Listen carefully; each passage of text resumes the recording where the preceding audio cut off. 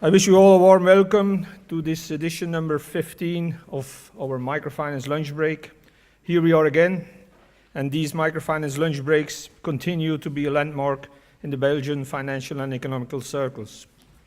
Today, with almost 200 people, we have the largest audience ever on a Microfinance Lunch Break, and this is, as you might know, very encouraging for all those involved in it. The aim of the Microfinance Lunch Breaks indeed is to raise the awareness and to increase the interest for the challenging world of microfinance and microinsurance. BRS is convinced that with ADA, Febelfin, Assuralia, KBC and SERA, it has strong partners who are convinced of the important role microfinance and microinsurance play and have to play in the future. They are all willing to support this initiative very actively. And I especially would like to thank KBC, our valued structural partner of BRS, for their support and generous hospitality for our lunch breaks. We kicked off the first edition of these lunch breaks in February 2009, and since then, through a number of well-known and experienced speakers in review, we discussed a variety of issues of the world of microfinance and microinsurance.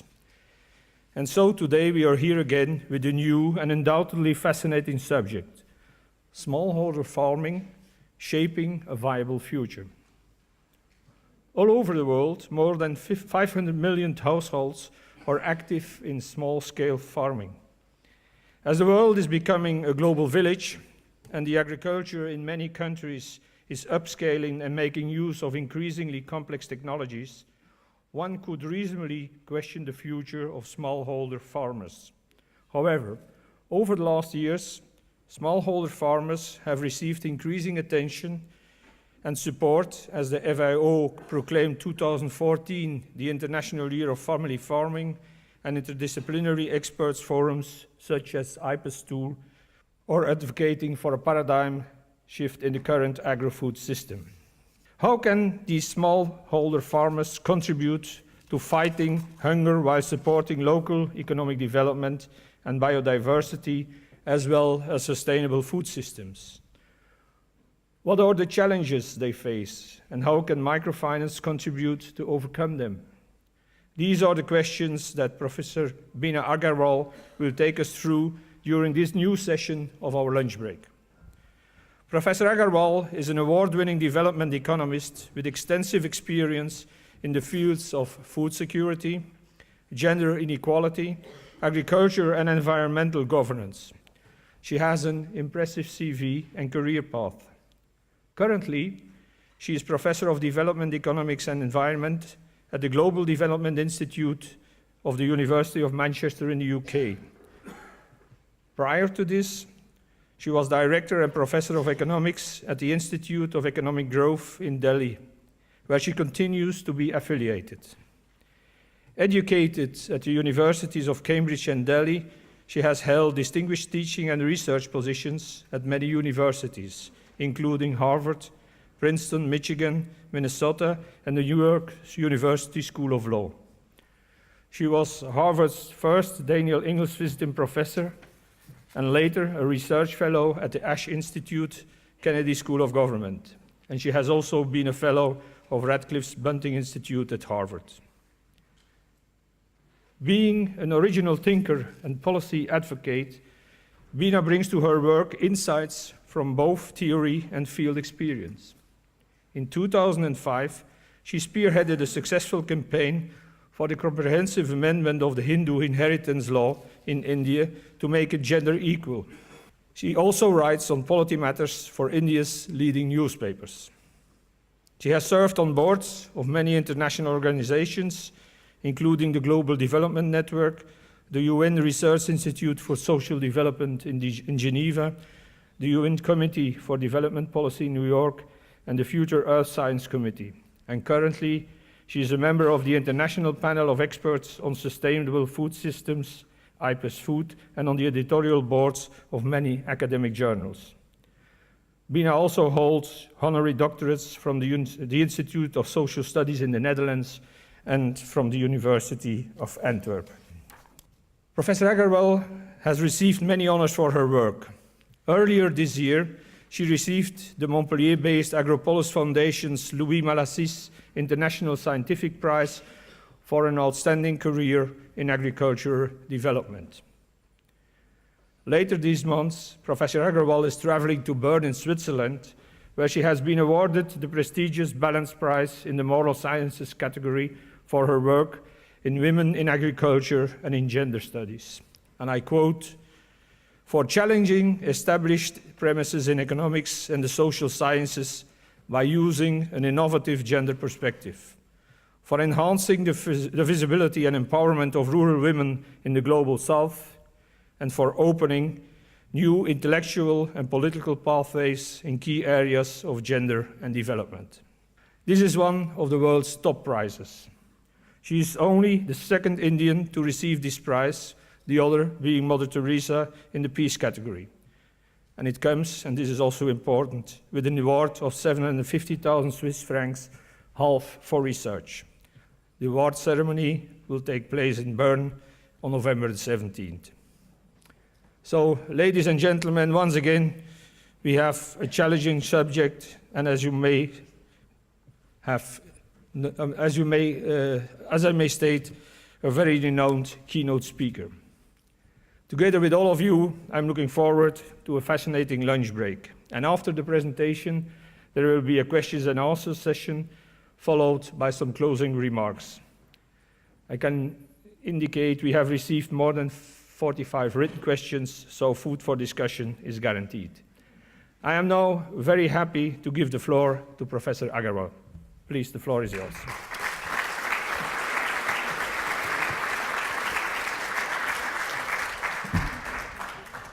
Thank you very much, Mr. De Picre, and distinguished guests. I'm really honored and pleased to be here today, and I particularly want to thank Vincent Monard and Kurt Moors for inviting me and welcoming me here.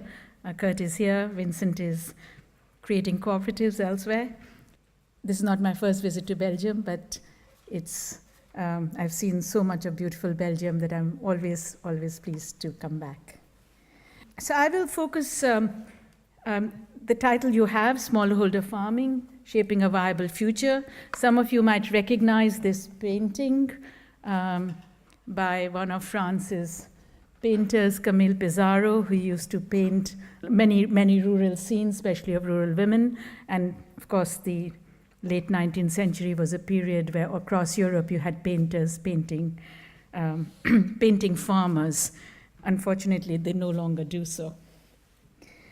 So I will focus on these questions. What is the future of smallholder farmers?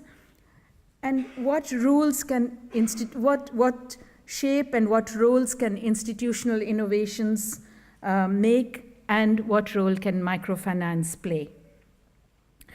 Now, when Nobel laureate Muhammad Yunus pioneered his microcredit initiative, the Grameen Bank, in the 1970s, it was a remarkable achievement. It was remarkable not only for the faith that it placed on the creditworthiness of the poor, when no one else was willing to bet on them, especially in South Asia, although, as I understand today, Belgium has a long history of that. But also, the Grameen experiment was remarkable for its institutional innovation, namely a group approach for extending credit. Now, groups of a few persons, economically and socially similar, could take individual loans, but with group liability. Now, today, this group approach in financial inclusion has become, of course, we know, has become a signature feature of microfinance. And the form that the groups can take can vary. So we have microcredit groups, we have self-help groups with or without bank linkages. We have, as I'll talk about it a bit more later, neighborhood groups and so on. But it is a group feature, which I want to argue, which gives it stability, and it becomes the means of tapping its special and unused potential. So in my talk today, I will first spell out the nature of the agrarian crisis that we are facing, and then I will outline and say something more about the way in which the group approach, especially cooperation, can provide answers. And not just for financial inclusion, but for production itself. Now, agrarian communities today are, I'm arguing, at a crossroad. They face a crisis not only of agriculture, but of the rural economy. And this is apparent both if we look at the farmers' objective conditions and if we ask them what their own perceptions are. So on the one hand, we hear, especially in my part of the world, in South Asia, you have many news stories of farmer suicides. And on the other hand, you have stories and you have occasions and episodes of farmer agitations. Now, many of these agitating farmers, and this has really become an everyday occurrence, are deeply indebted. They have little crop insurance and are unable to make ends meet. Now, several state governments in India have responded by waiving the farmers' loans. But clearly, loan waivers are only a short-term solution, and they tend to elude the more deep-rooted structural problems. In fact, some 40% of Indian farmers have no formal credit. So loan waivers are not going to help them. And there are studies which show that for farmers whose loans have been waived, banks are much less willing to lend to them in the future.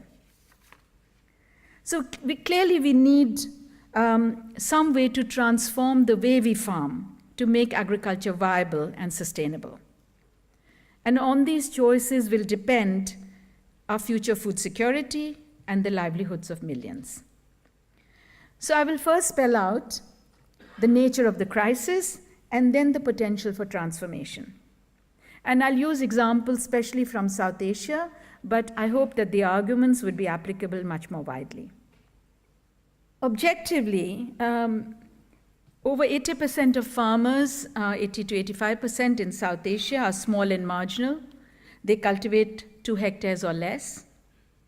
And most of them are cultivating unirrigated plots. In India and Pakistan, for instance, only 47% of the crop area is irrigated. Most of them have no formal credit or access to extension, new technology, minimum support prices, and crop insurance. Nor do they have connections with higher value chains. Now, among the smallholders, women farmers are even more resource constrained.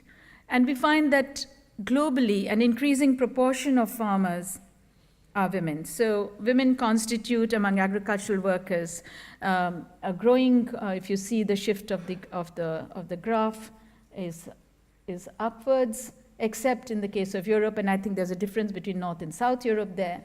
And typically what happens is that more men than women move to non-farm jobs. And so we get what I term the feminization of agriculture.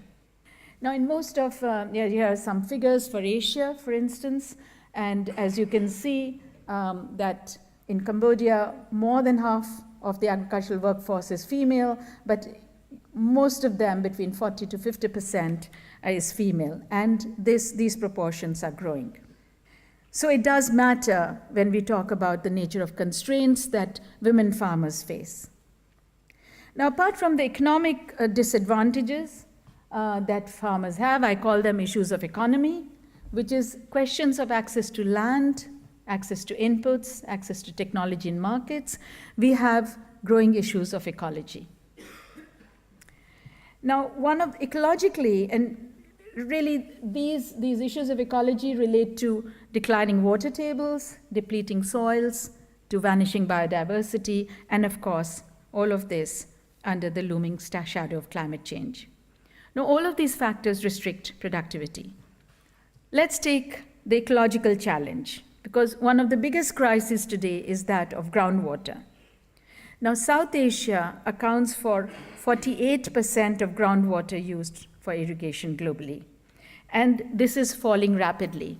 So Northwest India, if you take Punjab, it's called the breadbasket of India, and it's one of the key districts which produces enough surplus to feed a large proportion of the rest of the population.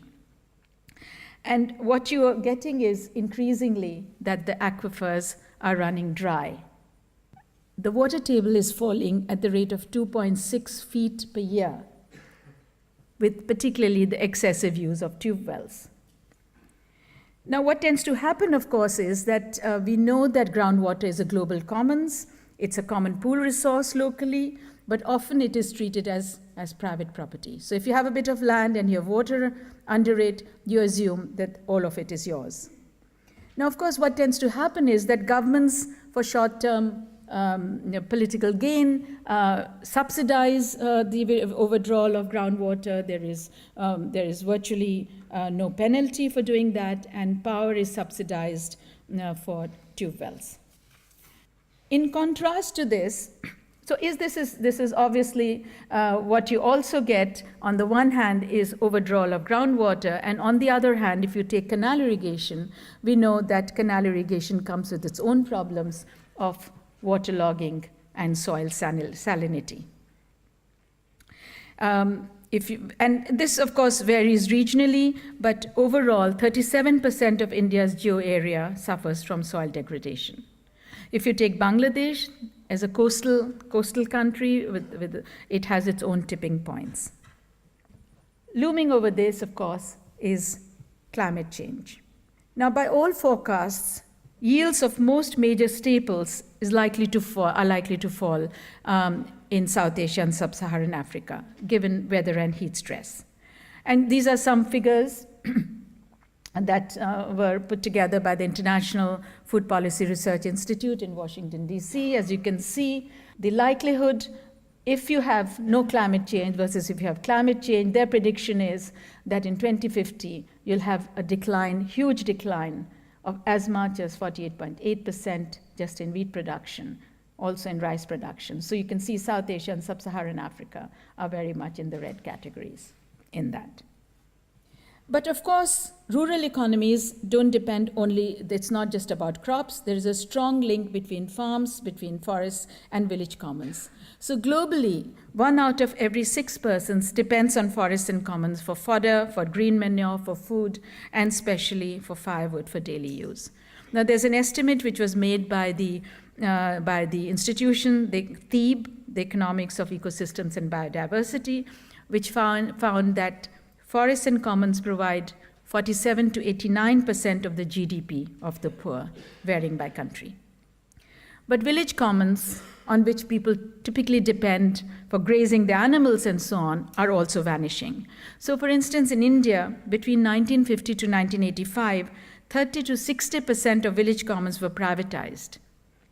And they were distributed under various anti-poverty programs, but most of the land went to the better off farmers. So many land-poor families today have no place to graze their animals. And these are some slides that you see of women who are protesting the denial of their traditional rights to the village common land. So given all this, perhaps it's not surprising that if you actually ask farmers, they say they would prefer another job. So a colleague and I analyzed an All India survey which asked some 50,000 farmers, do you like farming? 40% said they did not. So in this paper, we've titled the paper, Do Farmers Really Like Farming? We examined who are these dissatisfied farmers. And we found that the discontented included both the most vulnerable as well as the better off. The most vulnerable because they were severely constrained and produced rather low output, and the better off because they had unfulfilled aspirations. Younger farmers were much more dissatisfied than older ones, and women much more than men. Perhaps understandably, since few women own land, and they have much less access to inputs, to subsidies, while toiling in the most onerous tasks. Now, farmers who did not have any government credit were much more dissatisfied than those who had, but those who had debts outstanding for more than a year were more dissatisfied.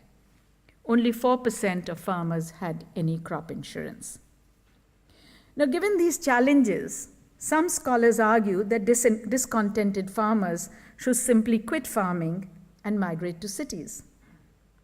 In fact, that is at the heart of the global debate on the smallholder. And there are two divergent views. One view is that smallholders are a drag on growth and they should move out of agriculture. The other view is that smallholders can actually be drivers of growth if they were provided support, access to infrastructure, and I'm sure many in this audience would say also microfinance. So for those who hold the former view, we need to ask them, where will the millions of small farmers go in terms of jobs if they left farming? Most of them have rather few options outside agriculture, except for low-paid casual work, and this is the kind of work that neither the disadvantaged nor the better-off farmers want. In fact, there is now a growing body of literature and empirical work which highlights that given the low prospects of millions of farmers finding city jobs, a move to cities would in fact increase poverty. What they argue is that, in fact, increasing farm productivity is the best option for rural well-being, and then a second best option would be if you move to small towns nearby, what they call the missing middle. So the key question is, can we farm differently, sustainably, and gender equitably? Why do we need to rethink the way we farm? I have some answers. I'm sure many of you have additional answers. And I feel we need to rethink the way we farm, technically, ecologically, and institutionally, for many reasons. For creating viable livelihoods for millions of small farmers, for national food security, for affordable food in cities, for protecting our environment, for maintaining diversity in lifestyle choices, and for increasing productivity with equity. Putting it differently, growth with social inclusion. And of course, a key question would be, can microfinance become an enabler? Now, let me give some examples of looking at technology, ecology, and institutions. And technologically, there is an agreement that increasing production needs more rural infrastructure, it needs efficient practices, and we need measures to conserve our water and restore our soils. But we can provide infrastructure in many ways. So take irrigation. Now, irrigation has a huge potential for raising yields. Now, in India, in recent years, so we can talk about irrigation, we can talk about low or high chemical agriculture, among other things. In India, before I come to this particular slide, I want to share with you that in India, in recent years, there have been 2 states which have had very high rates of growth of agriculture, 10%, compared to the all India average of 3 to 4. Now, in both these states, irrigation was a very important factor in the success. But each of them took a very different path to irrigation. Between 2001 and 2015, Madhya Pradesh, which is in central India, which had a gross irrigated area of 24%, that increased to 43%. And it was done mainly by mining groundwater and government canals. And the government promised to provide and did provide cheap power 24/7. The other state is Gujarat, which is in western India, and it's semi-arid. They went a different route to irrigation. And what they did was provide groundwater recharge with community-managed rainwater harvesting and micro-irrigation. So over 10 to 15 years, they built 0.5 million micro structures, check dams, bunds, etc. We need to ask which of these 2 methods is sustainable. Now, this is part of a larger policy question. Should we go for large dams or local irrigation systems? Now, since independence, in South Asia, we've particularly fixated on large dams. And this is an example of one of the earliest Bhakra Nangal Dam, which was called by our first Prime Minister the new temple of resurgent India. And indeed, it was a big marker in bringing water to hundreds and hundreds of farmers. And since then, of course, we've continued to build dams. Now, this is by no means only a South Asia issue. I think it's also in Africa and so on, as that we look at dams as our saviors. But large dams, this is another example of a more recent dam which was built, 2006. It's in a seismological zone. And large dams have high human and environmental costs. And of course, as I said, they also cause waterlogging and salinity. So is there an alternative? There is. It may not be the sole alternative, but certainly it needs to be a very important part of a mix of practices. So community-managed irrigation systems provide an alternative. Now, some of these systems go back a very long way, a few hundred years in South Asia. But these are now being revived. But new systems are also being created. So here's an example of a new system in Rajasthan, which is also in the desert part in northwest India. And as you can see, the implication of what they call the Jodhas. Now, whether we revive old irrigation systems, whether we create new ones, we need community cooperation. And this has long been recognized. So if you take, for instance, even in canal irrigation, you have to manage canal irrigation. And that's that board up there that you see is actually a system set in place in the 19th century by the British. And it's a rotation system, and in that, different farmers were told exactly when they could draw water from the canal. And of course, all community rainwater harvesting systems require community cooperation. But also, of course, we need new technologies. We need ways of conserving water. Drip irrigation is one such, but there are many others. Now, I'm sure people will have other questions about drip irrigation. I know it's something that's debatable, but my main point is that we need to think of ways of both managing water and for conserving water. And one part of that is also in terms of the cropping patterns that we have, that there are regions which have highly water-guzzling crops which need to change their cropping patterns. So here's a role that possibly microfinance could play in creating micro-irrigation systems. The second major question in front of us is really the technological choices we employ in terms of low-chemical, high-skill farming.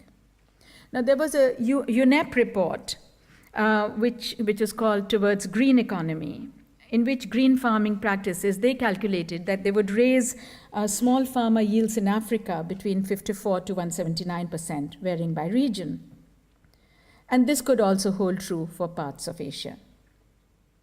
But for this, we need more than technology. Again, we need institutional innovation, especially innovation in terms of farmer cooperation. So let me come to institutions. Now, globally, we know that 98% of farming is done by family farms. Now, these family farms could be large farms, but a large proportion of them are smallholders. But when we take the constraints that I've talked about that small farmers face, we clearly need another model. So we need to ask, can cooperation between small farmers provide such a model? Now, cooperation, of course, can be at many levels. So you have, at a very minimal, you can have partial cooperation, including basically joint marketing. Now, we know that dairy cooperatives, for instance, abound globally. All over Europe, you have dairy cooperatives.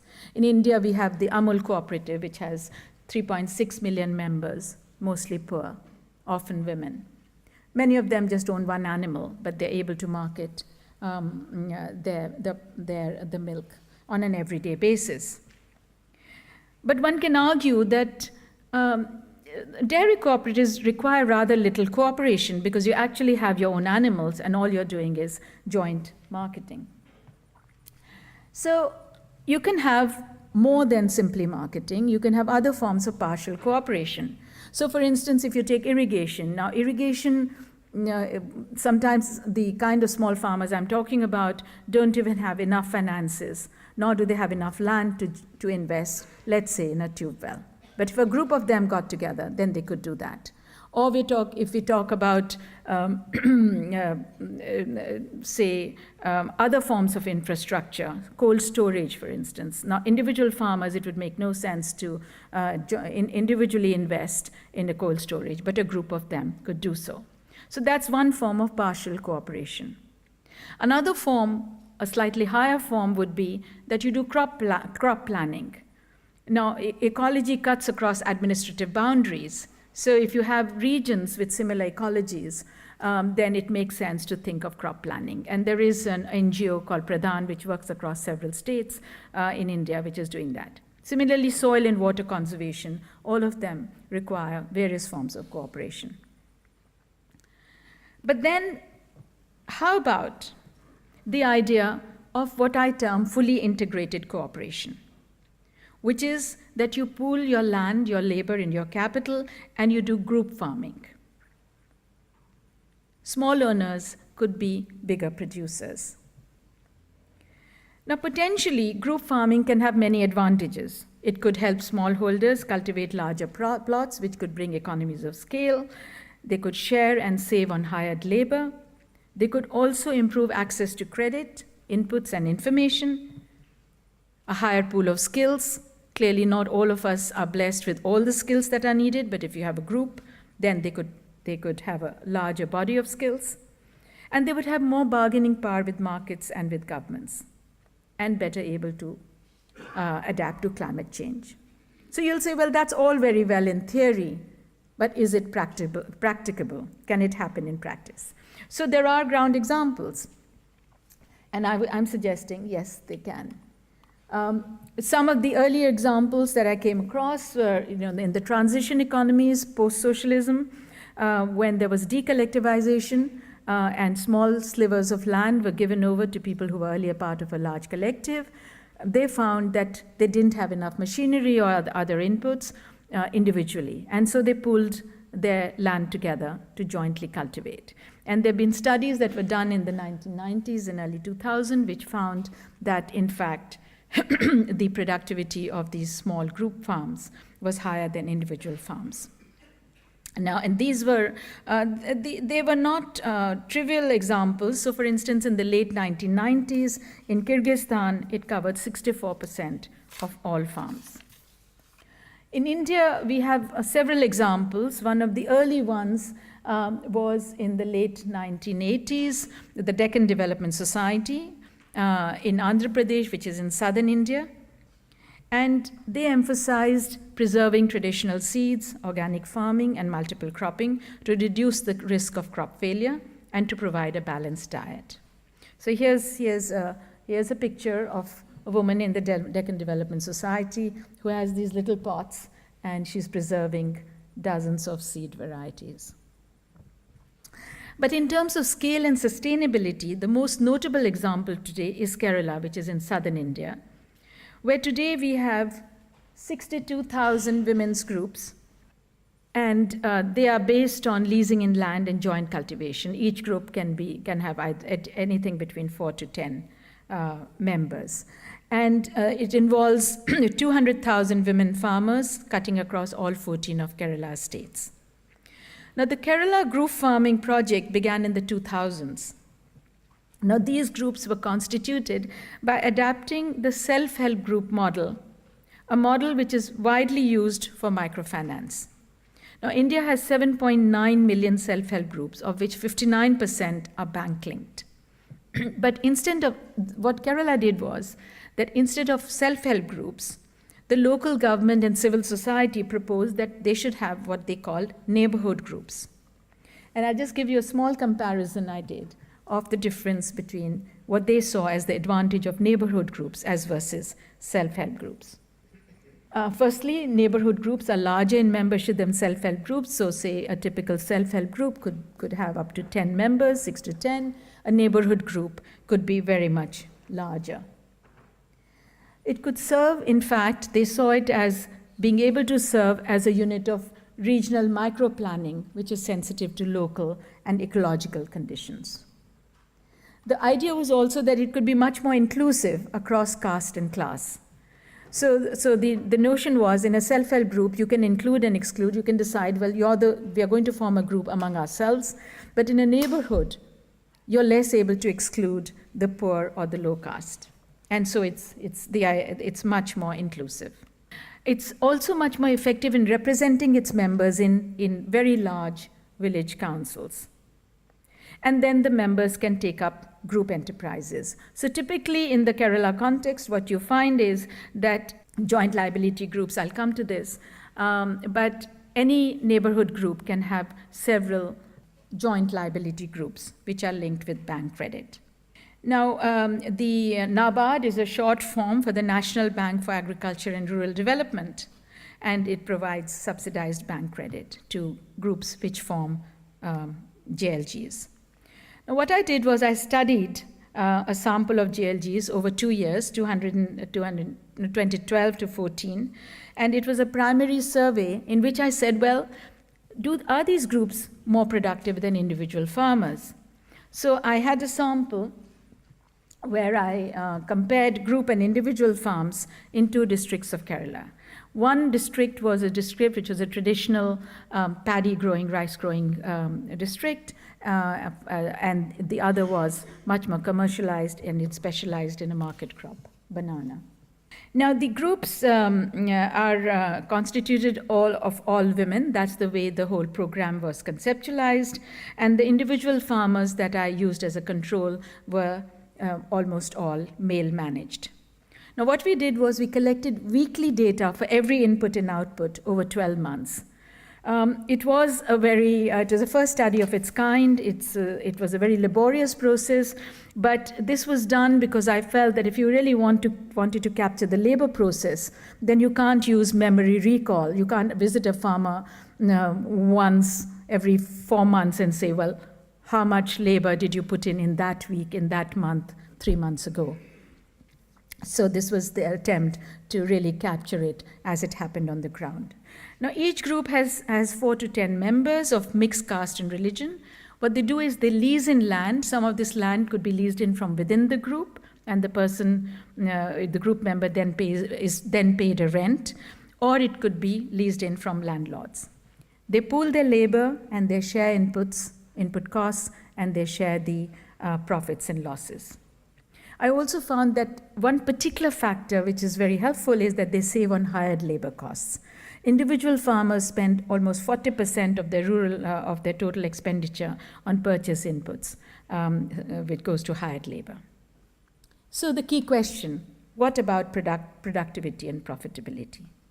And I found, now this is fresh off not entirely fresh off my computer, but almost fresh off. And so I'm going to share with you just very broad figures, and these I've converted them into euros so that it's easier for you to immediately grasp it.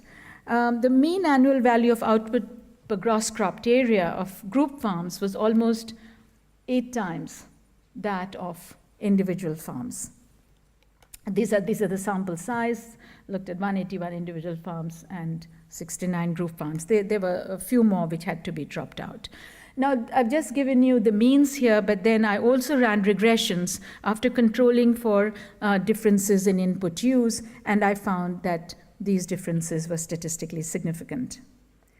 The groups perform especially well when they're doing niche crops such as banana, which they grow for the market.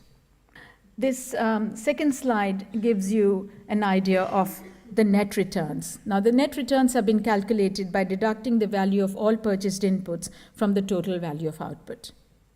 And we find that the net returns of JLGs, individual and group farms, all about 82 to 84% make a profit. So that's a fairly high proportion making a profit. And you find that the net returns per hectare and per farm are significantly higher in groups as versus individual farms.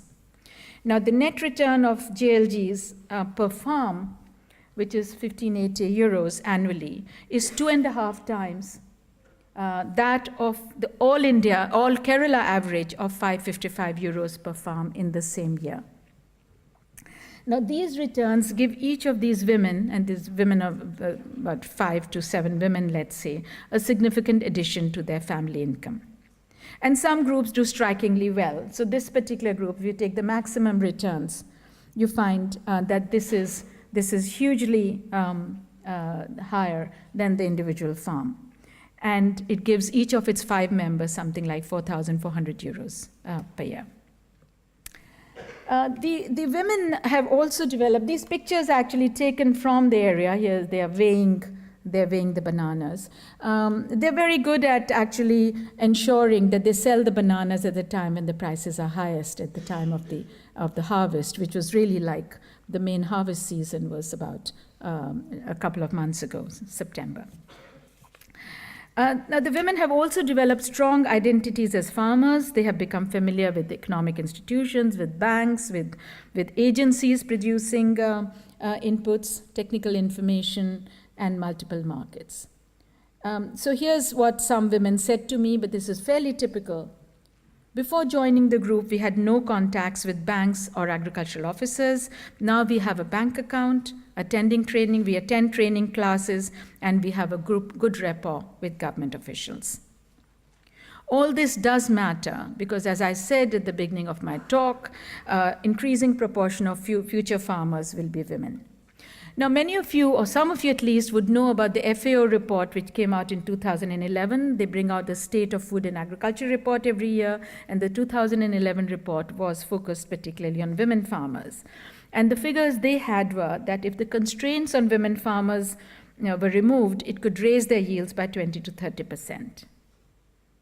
But the report did not discuss the pathway by which this could happen, nor did it discuss institutional innovations. So perhaps this is the missing ingredient for more positive outcomes. Finally, let me mention that a key element in making smallholder farming more viable and sustainable is restoring the relationship between field, forest, and commons. Now, in the 1990s, we tend to forget how important commons and forests are really for smallholders. Now, in the 1990s, some 50 countries launched programs to co-manage their forests. And India and Nepal were among the earliest to do so. So what they did was they gave over degraded forest land, which was under the control of the government, to communities to manage. And in 2001, there were 84,000 community forestry groups in India, covering about a fifth of forest land. In 10 years, between 1991 and 2001, India's forest cover, which had been declining rapidly, increased by 3.6 million hectares. And in this, tribal communities and women played a very important part.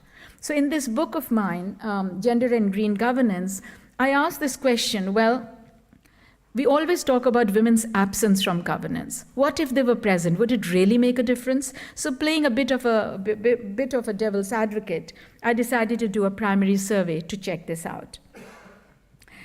And I found that groups with a critical mass of 25 to 33%, if groups had that, and especially if they were landless women, they made a significant difference to improving forest condition compared to other groups. So essentially, if we want to reshape and rethink the future of the smallholder, we need to rethink how we produce, what we produce, and the institutions through which we produce. So what enabling role can microfinance play here? Now, these are some thoughts that I put down, and I'm sure many of you who are greater experts than me on microfinance would have other ideas and additional ideas. But I feel it should support smallholders in terms of a range of things that we've talked about, like making joint investment in micro-irrigation, set up machine cooperatives. Now, in Kerala, you have what is called the Padashekra Samitis, which are really machine cooperatives, which lend out machinery to small rice farmers. But France also has, and Canada has, examples like Cuma, where you have machine cooperatives. The second is that invest in group farming in other regions. Now, Kerala is a good success story. There are some other parts of India which have tried it, but I think we need to know the principles around which we could do that. I think crop insurance is very important. It's not only important for the standard cycles of weather conditions and unirrigated farming, but also particularly with climate change. And we need to privilege, in my view, group activity over individual activity, not just in delivering credit, but in production. So I believe we have an opportunity here to take another path to agrarian change, a path which is equitable and inclusive, which is ecologically sustainable, which is institutionally innovative, and attractive to youth and women. So in my view, these three principles are key principles, which are cooperation, community, and conservation. By the way, this is another painting, Song of the Lark. Some of you may recognize it. It's a painting by Jules Breton, 1884.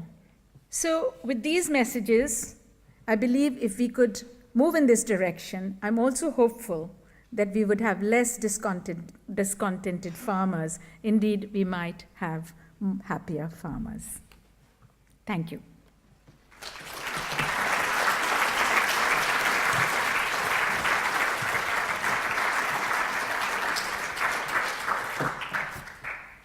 A question here, how to overcome the main bottleneck of access to medium to long-term investment finance? How to convince microfinance institutions to develop appropriate products that take into account climate-related risks and mitigation measures that smallholders have taken? I propose we start with this first question, and then I give the floor to the participants. I think this is a question which the audience need to answer, because it says, how do you convince microfinance? Now, my attempt to convince them is to actually do research and show that certain forms of institutional innovations are, firstly, that you can invest in smallholders, and that you can have institutional innovations which can lead to higher productivity than if you simply invest in individual farmers. Now, whether or not I've convinced you is something that I would like to hear from you. Yes, I work for a European Commission-funded platform on agricultural research for development. When I blog and document the collaboration between India and Africa, for example, Africa is looking for expertise in India, not per se on increasing production or decreasing loss, but on processing food. And in your presentation, you have less put the focus on processing and packaging food, for which Africa is desperately looking for microfunding. And the problem with funding is either microfinance is too small for buying machinery of 20,000 euros, or too big, European Commission, 1 million euros, which is far too high level. What is your take on this? I think processing and taking it to another level, which is you don't simply sell the produce, that you process it and therefore you move towards higher up in the value chain. I think it's very important. So for instance, if you take the example of the Kerala farmers, they were doing extremely well in terms of banana cultivation, but the next level would be to produce banana chips, which are actually quite popular and can be sold. In some cases, they've actually set up shops. But you're quite right that individual farmers cannot always set up processing units. And so that's where the notion of cooperation, large amounts of finance, but also a degree of cooperation to set up these units is very important. Now, either the governments can set them up, but as we know, governments, we have notoriously state failure. So I would say, yes, let's look at the way cooperatives function, and in terms of these kinds of investments, cold storage, other forms of processing. Milk cooperatives, again, are a very good example because you move beyond milk to have milk products, cheese, and so on and so forth. So I think we are on the same page on that. The thing that we also have, I mean, you're talking about India and Africa, is that we've had retail chains, so where you have, for instance, Reliance is an important retail chain. Now, what it does is it actually encourages farmers to produce certain items, and then it takes it on in order to process them. To just take vegetables, I've seen their plants for vegetables, and they sort them out, and then they have retail shops in different parts of the country. They're doing okay, but I think most people are still used to directly buying. So farmers' markets, for instance, people still prefer those rather than going to a mall, etc., to buy their vegetables. I think we need to think of a variety of mechanisms. At what level do we actually reach the consumer, and how much packaging the consumer might be willing to take? I'm not in great favor of 100% packaging yet, but much more in terms of for consumers here, for instance, in Europe, build up relationships with farmers. You extend credit and then you buy back vegetables, isn't it? I'm sure that's happening in Belgium, it's happening in France. So I think that's also another model of much more community linkages with farmers, don't you think? Yes. Good afternoon. My name is Jessica Schicks. I work for LFS Financial Systems, and I would like to thank you for the interesting talk.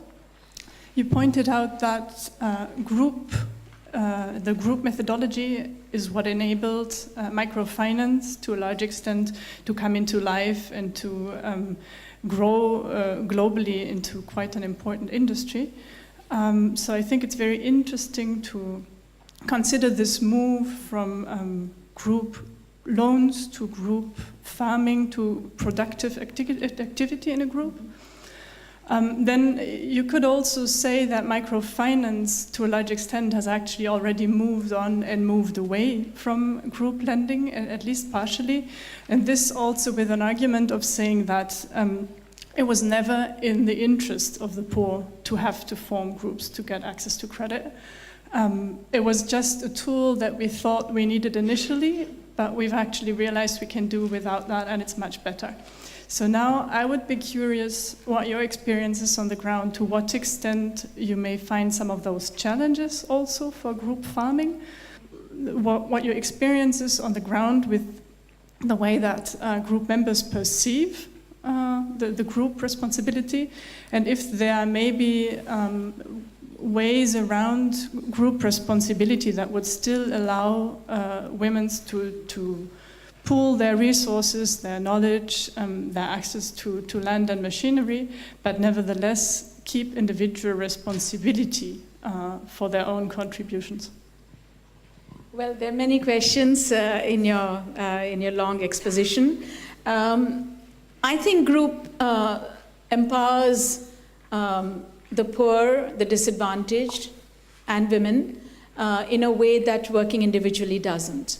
And many of these groups, these 64,000 groups that are there in Kerala, or around that number, many of them are also doing family farming. So in family farming, there's quite a lot of literature to show, for instance, that in family farming, you basically unpaid workers on the family farm, and there is no guarantee that actually the profits will be shared equitably. Now, there is a somewhat different model that's emerged that I know in the case of France, where the GAECs, for instance, since 2010, allow the wife of the farmer to become a partner. But that's a very unusual model. And typically, so the point I'm making is that these groups lease in land and they get empowered because they're separate from the family. And they're also interacting with the family. And I think these dynamics of empowerment can't be captured simply by saying we're only going to look at the flow of finance and credit. And it's not just about group farming. So, for instance, in Kerala, you have Kudum Shri Travels. The last time I was in Kerala, which was like 5 days ago, I was picked up by a woman taxi driver. And they had a group. They were running a set of taxis. So there's huge potential in thinking about a group approach to group enterprises. My name is Albert Kessler. I'm from volunteer of BRS. I have a question whether I understood you very well. You are looking for credit, of course, to finance infrastructure, but often I suppose this would be a longer-term credit, which is not normally the base of microfinance. But did I feel correctly when I saw some hesitance about using too much input, too much fertilizers and so on, which is much more the field of microfinance in some countries to finance the inputs? And one question you didn't raise, maybe it's not the purpose today, is the position about modified seeds, genetic modified seeds. I suppose you didn't read it because it's so obvious you are against it, or am I wrong? Because it's so obviously? That you are against the use of these seeds, or would I be wrong with this? So you said, yeah, I mean, microfinance can come in you need finance, and you need finance in small amounts if you're smallholders, to purchase all sorts of inputs.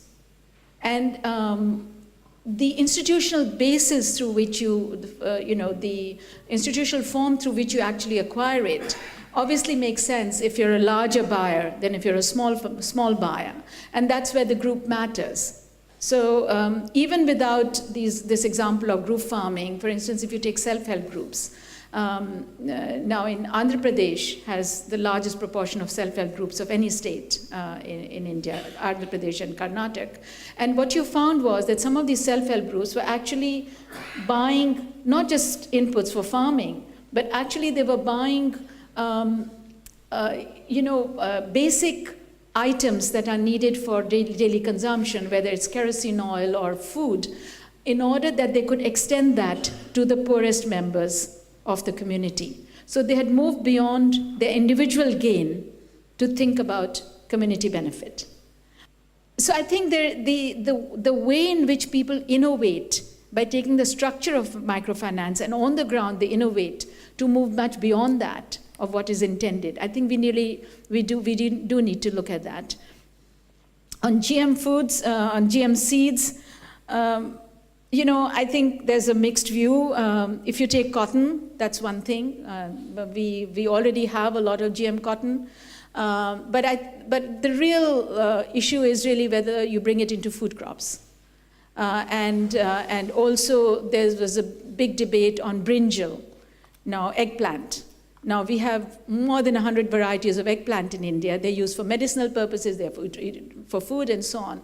And I think it would be a serious problem if you actually converted this great diversity into one form of eggplant, for instance. So I think the debate is still out there.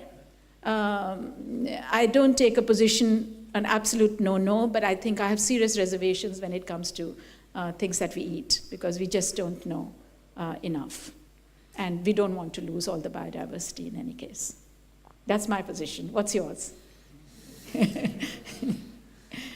Okay. Any other final questions? At the back, in the front?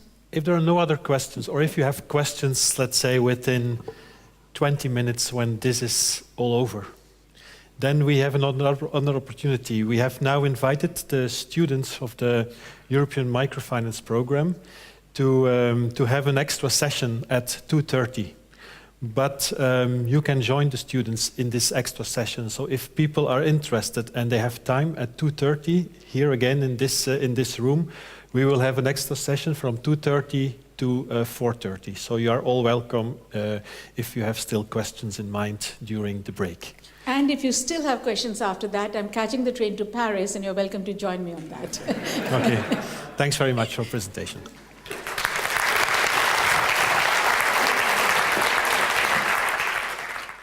For the closing remarks, I would like to give the floor to Patrick Tans. Good afternoon or good morning, I'm not sure yet. My name is Patrick Tans. I work at KBC. I'm a banker, unfortunately for some of you here in the room. And I'm glad to be here. I'm glad to be here because I enjoyed the speech of Mrs. Agarwal. I found it very inspiring. I also learned a lot about small farmers in the developing countries. I learned a lot about the importance of crop insurance, of climate change, of irrigation, and most important of all, the power of women. I have at home, I'm married, I have one wife, 3 daughters. So every day they tell me about the power of women. And now on this Monday morning, the professor just tells the same thing. So thank you for encouraging them. A few months ago, someone asked me a question and he said, why is KBC financing agriculture? Because agriculture is very polluting, is loaded with crisis, and is very risky. Now, I answered this person that I thought he was very negative on the agricultural sector. and that I did not agree with his standpoint on that. But anyhow, I wanted to answer his question. So I said, for me, there are two reasons why KBC finances agriculture. And the first one is that agriculture is in our genes. One could say that 125 years ago, now this is a bit difficult for some people in the room, but 125 years ago, KBC started as a local small agricultural cooperative bank. Today, we have a credit portfolio in this sector, in this agricultural sector, of approximately 3 billion euros, and we have a market share of 50%, 50. And even the fact that two of our biggest shareholders of KBC Bank and Insurance Holding still have their roots in agriculture underwrites this DNA argument. And the second reason why we still finance, or why we finance agriculture, is the fact that we are specialized in it. We have very skilled people, we know our clients, we know the sector, we know the ecosystem because it is an ecosystem, we know the risks, and in fact, every year you have other crises. We know the risks, but we also know how to manage them. But after the speech of the professor, to be honest, now I realized that I forgot to mention the most important reason why we finance agriculture.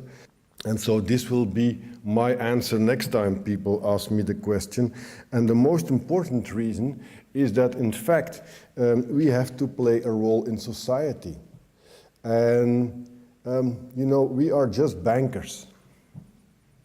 And it's not very difficult to be a banker. I can tell you, I'm a banker for 30 years now. I know we are not popular, but it's not very difficult what we do. In fact, we transform savings into credits. That's what we do. And with these credits, we give money to individuals and to entrepreneurs to pursue their dreams. It's not more than that. So in fact, we have a role in society in helping other people or entrepreneurs pursue their dreams. And that's what we also do in agriculture. We help the farmers to grow. We help them to buy or to lease land. We help them to buy equipment or to finance the transfer of their undertaking. And every year we grant 400 million euro credit in this agricultural sector. And we help 150 farmers to start up a business. I think this is something new for a lot of people in the room, also for our own people, that we still have starters in the agricultural sector in Belgium. It is a declining sector, it is a fact, and that's not the case in the developing countries. Here in Belgium it is a declining sector, but we still have starters. So, let me say that like 125 years ago, we play our role, or we want to play our role in society. We do more, or we should do more, and we want to do more certainly, than chasing profits and chasing growth. Why we are here as bankers, it's very simple. It's to help our customers grow. And we as bankers should never forget that, for two reasons. The first reason is, well, it brings us back to the core of what we are doing. And 10 years after the financial crisis, it's good to do that. Because bankers normally, they are smart. I say normally because I'm one of them. But normally they are smart, but now, once in a while, they forgot to put some memory in their heads.